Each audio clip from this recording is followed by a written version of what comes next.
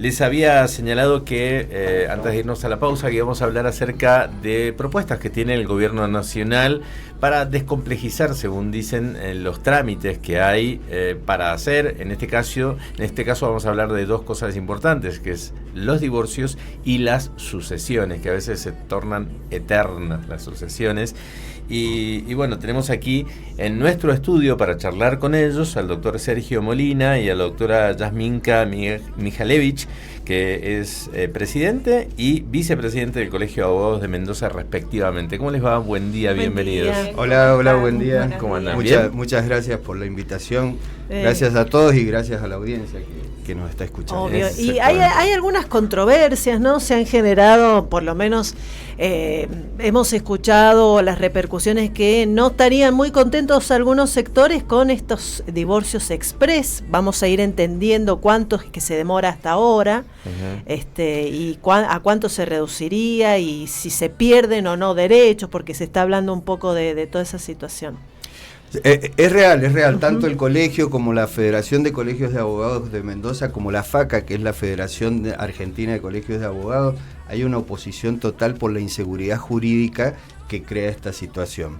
Y si me permiten, yo voy a tratar de darles un marco de cómo funciona esto. En realidad lo complicado, lo que demora trámites, lo que hace que esto sea largo, no es el divorcio en sí. El divorcio en sí es un trámite muy breve y muy corto. El problema son todas las consecuencias del divorcio.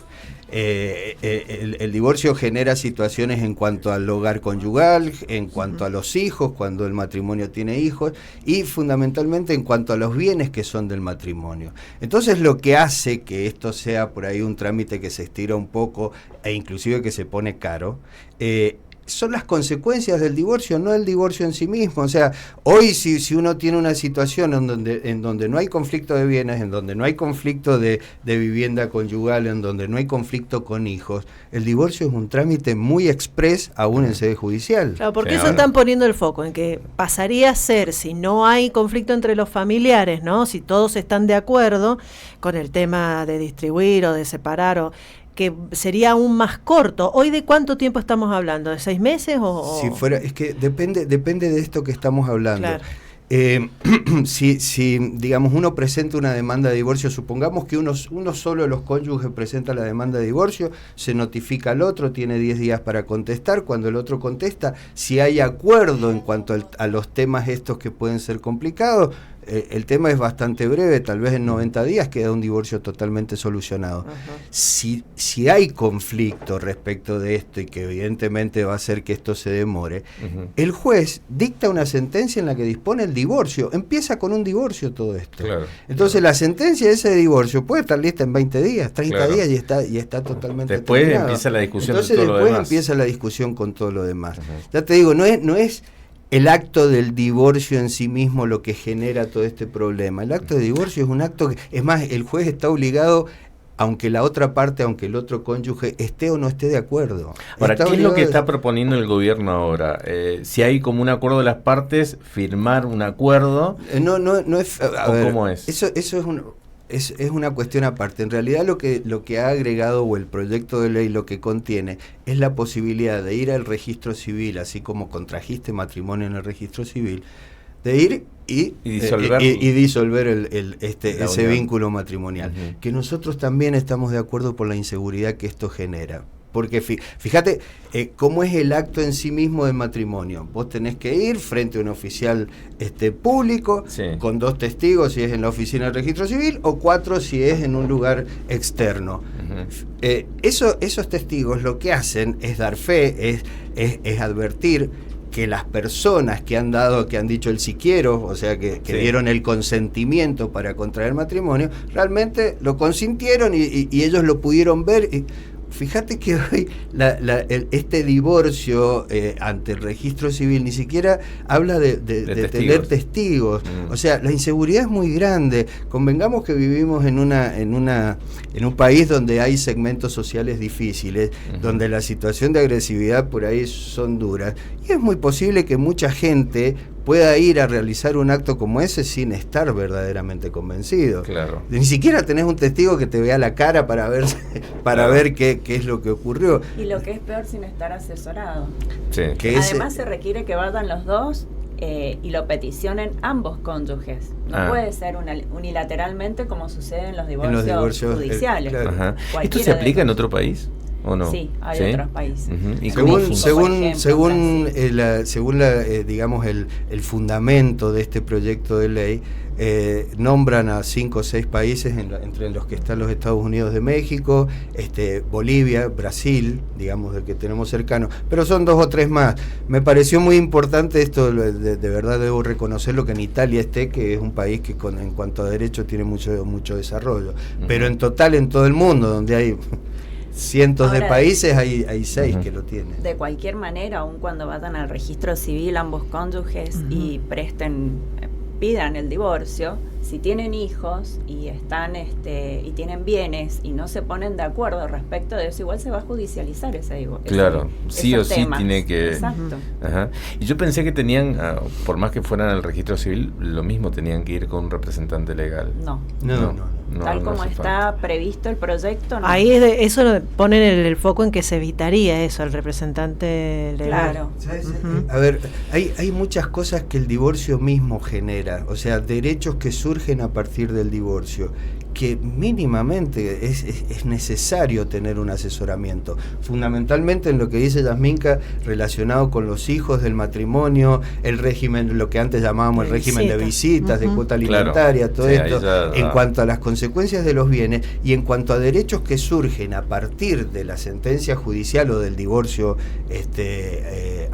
administrativo, como estaría proponiendo el gobierno, surgen derechos para alguno de los dos integrantes del matrimonio, como es la posibilidad de pedir una compensación económica, que para eso tenés que estar asesorado. El plazo para hacerlo es nada más que de 6 meses, si no caduca ese derecho. Claro. Y a ver, para un abogado no es sencillo hacer una demanda por compensación económica, porque realmente tiene que tener mucho fundamento y tiene que estar... Lo estamos viviendo con el expresidente, un ejemplo muy claro de lo que demanda la ex esposa y todo lo que... Bueno, o sea que en esta presentación express, al poder presentarse sin un letrado, bueno, puede estar vulnerado eso, que no se hable, y entonces esa persona por ahí no va a estar enterado que tiene 6 meses para ejercer algunos derechos, sí, por supuesto. El derecho a pedir una y se habla en algún momento del proyecto de que lo asesoren en el lugar esa persona, que haya gente que lo pueda llegar a asesorar en ese momento. Que aparte las personas que están en el registro civil no están capacitadas para brindar ese asesoramiento. Saben, claro, lo básico. Es un empleado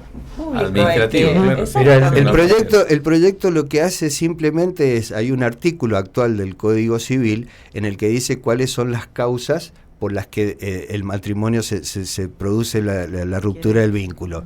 Cuando hay una sentencia judicial que ordena el divorcio, cuando muere alguno de los dos miembros, ¿sí? Y cuando se resuelve por sentencia judicial que una persona se encuentra desaparecida o que, digamos, ha desaparecido, no está. Lo que hace este proyecto es simplemente agregar a esos 3 ítems el tema de que se haya dispuesto en el registro civil el pedido de divorcio de parte de los dos miembros del matrimonio. Es lo único que dice el proyecto. Claro. O sea, es agregar a un artículo que dispone cuáles son las causales de disolución del vínculo matrimonial, agrega una más.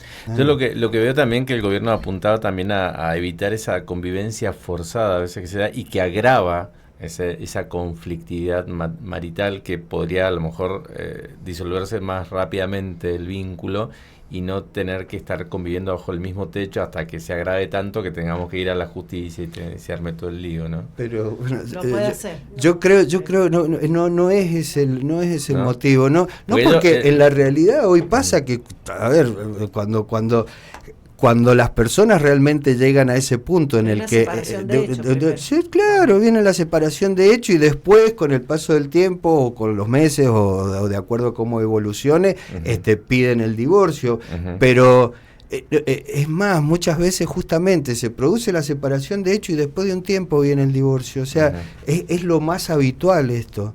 No ocurre al revés, que la gente dispone de divorciarse y después de divorciarse se separan de hecho. Donde hay lío también es en el tema de las sucesiones, las herencias familiares, y el gobierno también está proponiendo que esto se resuelva con sucesiones extrajudiciales.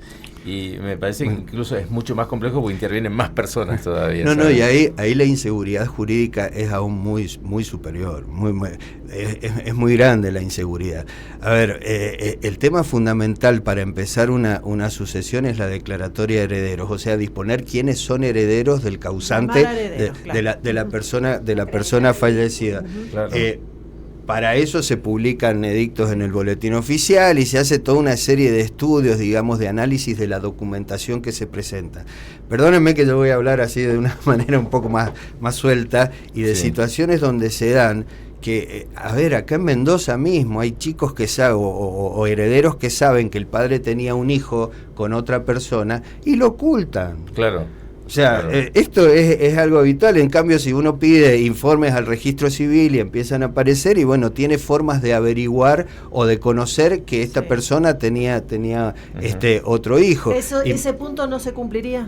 Es que, a ver, como estaría planteado esto, de todos modos, quiero hacer una aclaración. De acuerdo al proyecto que nosotros vimos, que después no formó parte de la ley bases, pero en ese proyecto el asesoramiento legal era exigible. O sea, se exigía en forma conjunta con la intervención de un notario, que lo que hacían en ese caso era asistir las personas que se consideraban herederos o que tenían elementos para acreditar su situación de herederos, y en la escribanía, con el patrocinio letrado de un abogado, se hacía se desarrollaba toda esta declaratoria de herederos y una distribución de los bienes que podían llegar hasta a ser del causante. Ahora, ¿por qué se tornan tan prolongados y tan costosos estos trámites? Porque, por ejemplo, yo viví el caso de una amiga que su marido falleció así de repente y nada, estaba embarazada y tenía una hija, después tuvo a su bebé todo, y tuvo un proceso larguísimo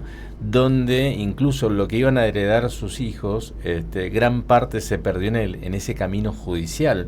Entonces, ¿qué es lo que encarece todo ese trámite? En realidad, si están todos los herederos de acuerdo, no tiene por qué prolongarse un proceso sucesorio. Es que acá fue largo, pero imagínate, las dos criaturas no opinaban absolutamente nada. Pero lo que pasa es que en esos casos interviene la asesora de menores y bueno, hay que ver las circunstancias de ese caso además muchas veces lo que hace que se prolonguen los procesos sucesorios es la necesidad de tener que hacer pagos, sobre todo de tributos, para hacer distribución de bienes. Entonces, muchas veces el tema, pero ojo que en la sucesión notarial esos tributos son iguales. Ahora lo que quiere correr es la figura del abogado en realidad, porque estaba leyendo un poco el proyecto, que no saben bien a qué funcionario público lo va a realizar. En este caso, bueno, el escribano sería que lo pondrían al frente de esta cuestión, obviando, bueno, la figura del abogado. Debería ser con el patrocinio de un abogado. Sí, en el proyecto, al menos el proyecto original, no sabemos si puede haber un cambio respecto de eso, pero en el proyecto original, digamos, todo ese desarrollo, todo ese trabajo era con el patrocinio, con un patrocinio letrado. O sea, intervendría un abogado que patrocina a los herederos o a quienes lo solicitan, y el escribano lo que hace, bueno, tiene esta posibilidad de hacer actas notariales que son instrumentos públicos, o sea, que dan plena fe de lo que, salvo que sean acusados de falsedad. En el proceso sucesorio, tal como está hoy, el control jurisdiccional está presente y eso es importantísimo. Volviendo un poco a hablar que les cuente un caso muy particular. Adelante. Una vez vinieron tres personas, digamos de 50, 60 años, que vinieron a pedirme que hiciera la sucesión de los padres. La madre había muerto 10 años antes y el padre había muerto unos meses. Yo inicié el trámite, estaban los 3 hijos que eran herederos, todo totalmente en orden. Cuando el funcionario que interviene, o sea, el Ministerio Público Fiscal, hizo un análisis de la documentación que había acompañado, me hicieron que diera cuenta de por qué el padre fallecido hacía 3 meses figuraba como casado. Y tenía razón, tenía que decir que era viudo si la mujer había muerto 10 años antes. Entonces, ¿qué hicimos? Hicimos un trámite en el registro civil para verificar cuál era el estado civil de esta persona fallecida, y resulta que él vivía con una empleada muchos años antes y se había casado con la empleada.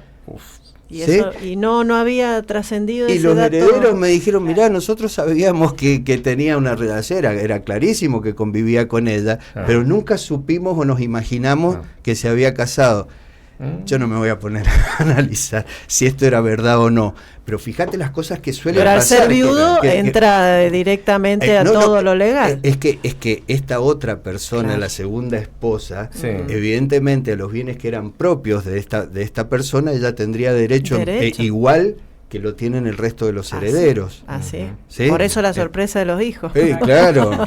Me imagino, Entonces, hay un sinfín de situaciones que son muy particulares y que realmente cuando se hace un análisis judicial profundo de este tema, cuando el abogado interviene, cuando interviene el Ministerio Público que analiza documentación y demás, estas cosas suelen aparecer y es lo que te dan seguridad jurídica.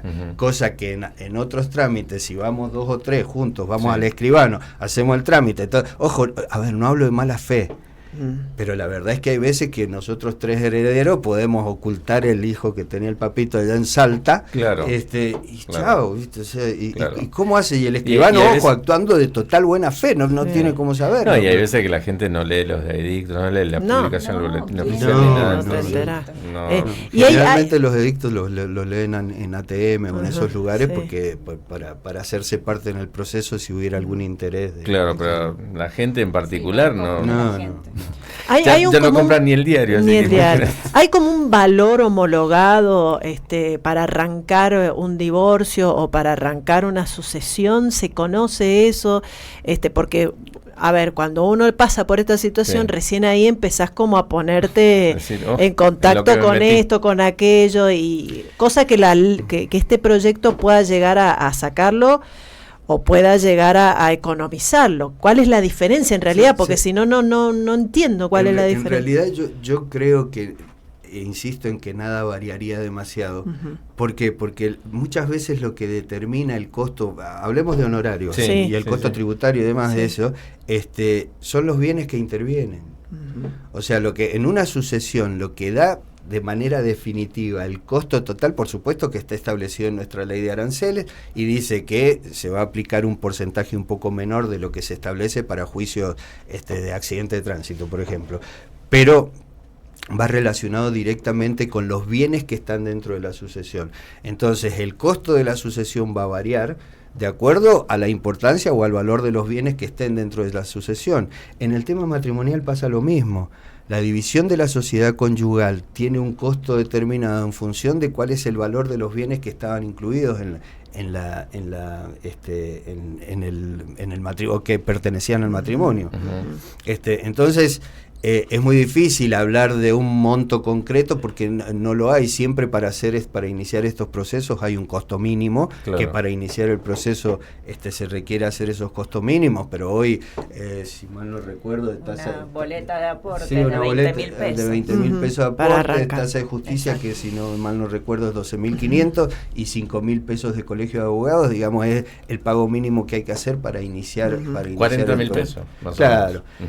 Después, cuando se analiza cuál es el costo, o sea, el contenido de los bienes que están tanto dentro de la sucesión como dentro de la sociedad conyugal, ¿hay un porcentaje ahí? Claro, sirve de base para determinar cuál es el costo tanto tributario como de honorario. Perfecto. Bien. Bueno, hay mucho para hablar, Antonio, la verdad que podemos pasarnos una hora entera hablando de eso, pero bueno, es un buen debate que se viene, habrá que ver qué sucede, porque todavía está incipiente ahí y veremos. Me imagino que todos mencionaban los colegios, las federaciones, todos irán a participar de este debate, la Cámara de Diputados, la de Senadores debatirán el tema y bueno, tendrá que pasar todo el filtro del Congreso. Un comentario al respecto. Sí. Justamente el día 14 de noviembre, FACA, la Federación Argentina de Colegios de Abogados, ha organizado un evento para que nos reunamos todos los presidentes de colegios de abogados del país, en la sede de FACA en Buenos Aires, justamente para hacer un manifiesto definitivo respecto de este tema. Bien. Sí. Bueno, estaremos atentos, entonces Muy vamos a agendar atentos. ahí en la agenda periodística Para ver nuestra. la solución. Exacto, para ver Eso. qué pasa. Bien, muchas gracias. Muchas gracias. Muchas gracias por habernos Gracias. visitado. Estuvimos hablando con los representantes del Colegio de Abogados de aquí de la provincia de Mendoza, Sergio Molina y Yasminka Mijalevich, presidente y vicepresidente del Colegio de Abogados de Mendoza. Nos vamos un poquito de música y ya venimos con la parte final de nuestro programa.